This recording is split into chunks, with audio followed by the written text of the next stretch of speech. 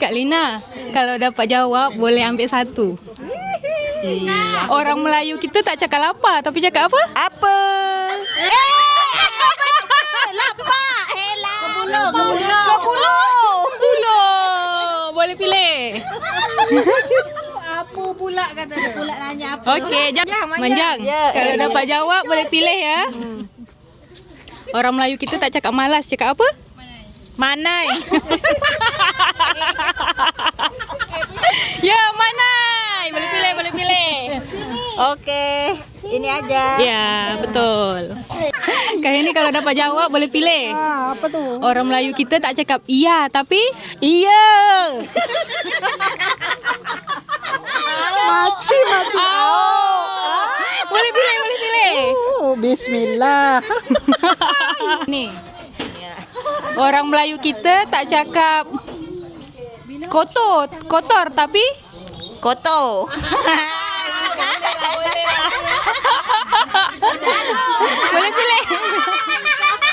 boleh pilih satu. Orang Melayu kita tak cakap ketawa ngakak, cakap apa? Ngelai. Ngelai makan apa tadi ya? Sama warna beda isi lah. Ini. Itu tadi. Okey? Okey. Mimi. Orang Melayu kita tak cakap pendek, cakap apa? Ketut. Ketut bantut. Lah boleh pilih. Apa tadi ya? Okey. Wandi, orang Melayu kita tak cakap gemuk, cakap apa? Gendut. Gendut bukan. Montel. Montel. Bolehlah pilih. Kanda. Aduh lawa betul Kanda coba Malaysia. Model kalau dapat jawab, model boleh pilih. Yang mana satu? Terserah. Orang Melayu kita tak cakap habis, tapi cakap lingsai. Lingsai. Boleh pilih. Boleh pilih. Okey. Kalau boleh jawab, Manda boleh pilih. Orang Melayu kita tak cakap terasi, tapi cakap apa? Belacan.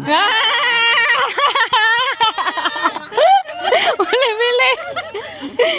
Pilih Kanda yang mana? Warna ini. Warna kuning Manda. Nak curiga ni. Yeah. Orang Melayu kita tak cakap kuat tidur, tapi cakap apa? Embut. Komputer. Boleh pilih. Mana di? Boleh pilih. Yeay. Maklum orang Melayu kita tak cakap jahe, tapi cakap apa? Lada hitam. Merica. Bukan. Merica. Bukan. Jahe. Halia.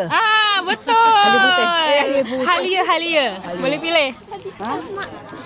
Pilih. Pilih nak yang mana? Mana-mana aja ambil je. Okey. Kak Jun, orang Melayu kita tak cakap kelapa, cakap apa? Nio.